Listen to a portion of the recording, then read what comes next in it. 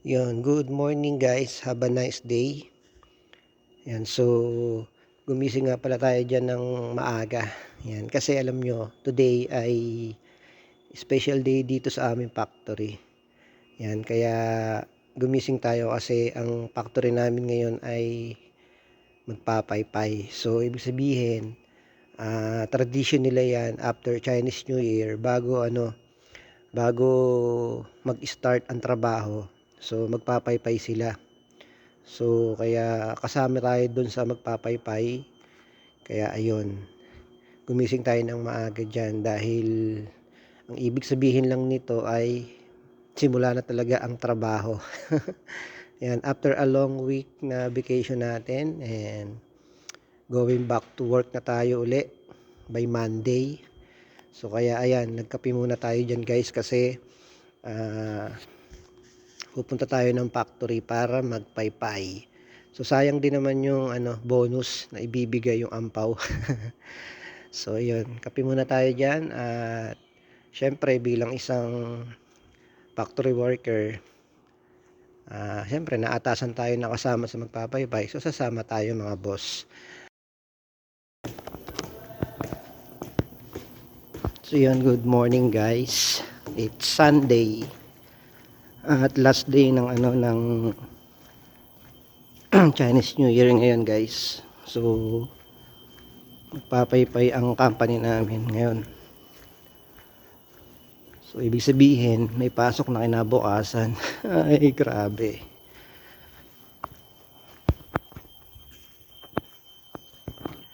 So yun, magbubukas lang naman ng mga machine. So ganito talaga dito sa Taiwan guys, bago magsimula yung trabaho bukas. So magpapaypay dito. So yung mga machine bubuhayin. Yun, so kaya trabaho na naman tayo.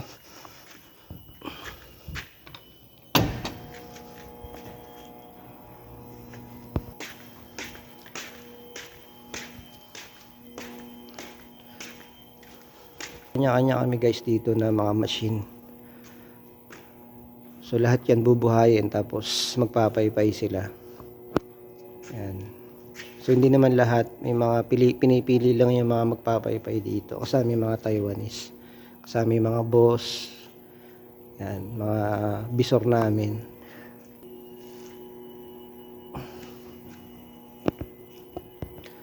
Yun, trabaho na naman pagkatapos ng 9 days na walang pasok.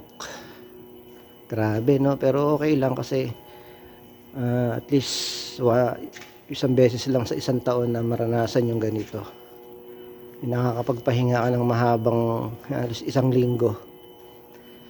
Yun, balik sa trabaho na naman, isang taon.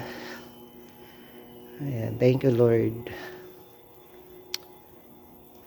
So sulit ang bakasyon.